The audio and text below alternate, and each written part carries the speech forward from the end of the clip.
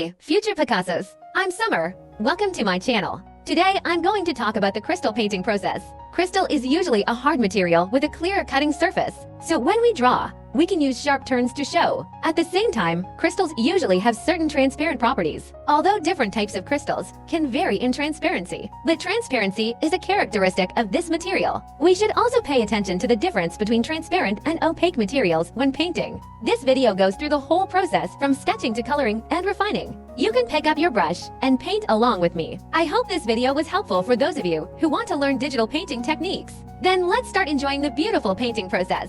When sketching, you can draw some of the cutting surface. But for line drawings, I usually don't draw them. I just use them as a reference for the section. Otherwise, too many lines, the picture will appear more chaotic.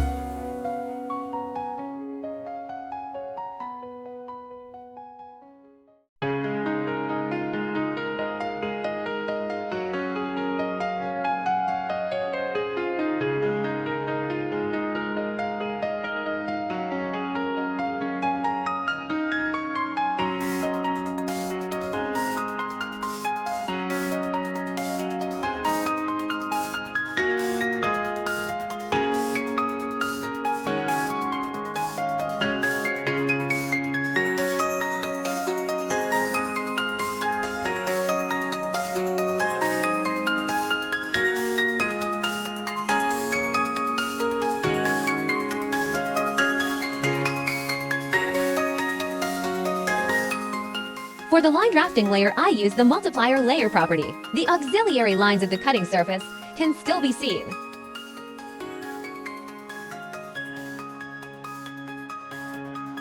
Paint the first dark surface with a color that is lower in color brightness and higher in saturation. I'll use a hard edge brush and turn off the opacity properties and flow jitter. Gemstones are hard cut structures and will have many hard edges. You can also draw straight edges using the polygonal lasso tool. To save time, I'll also use the gradient tool to do a quick gradient in the selection. This will quickly result in a clean surface with a soft transition.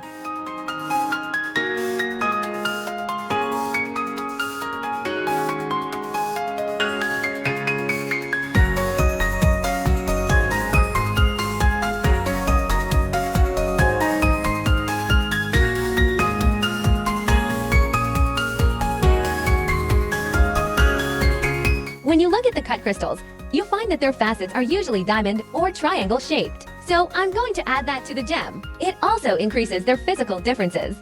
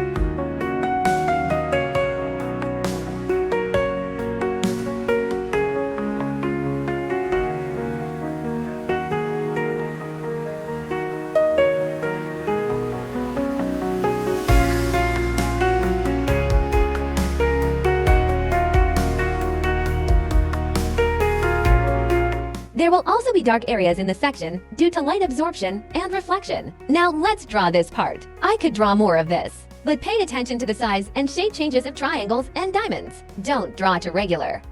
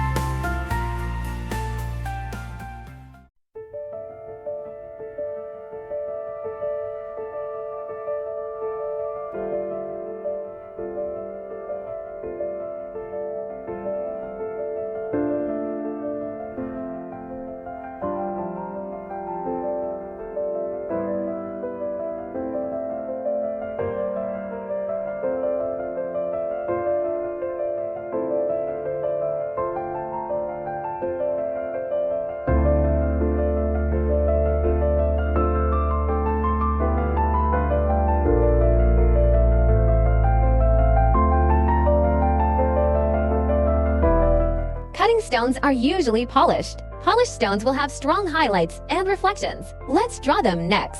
I got lazy with the polygon, lasso, and gradient tools again. The color I chose was yellowish green, close to white. It's best not to use pure white at this stage, because later we're going to enhance the edge highlights of the gem. I'm going to use pure white for this, and I'm going to put it on the canvas in a minute. The highlights 1T look so bright.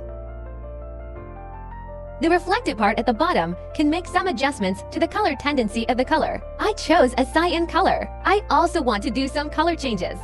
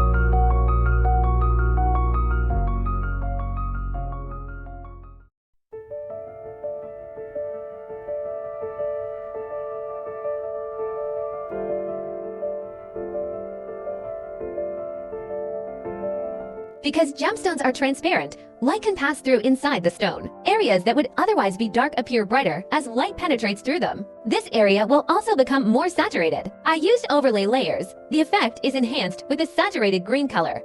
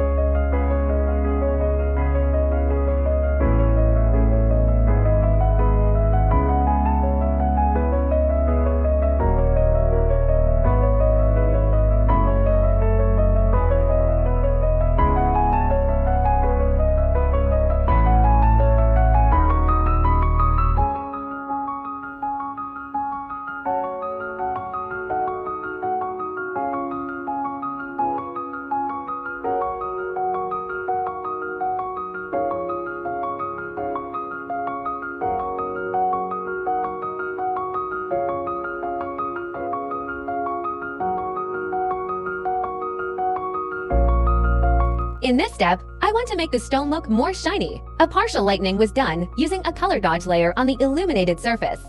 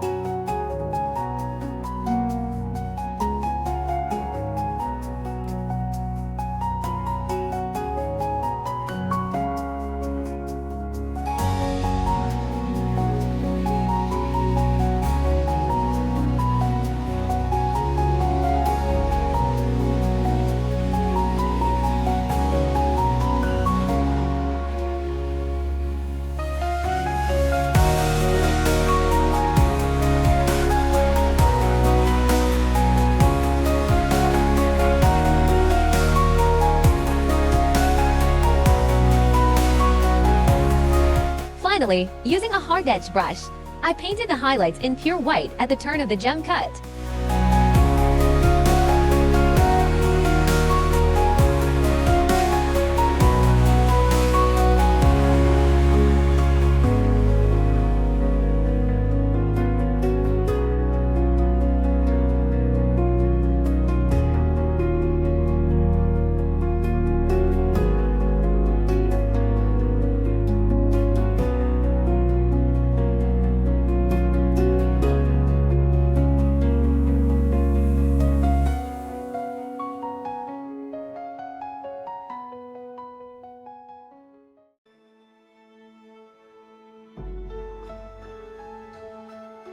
Today's sharing is here.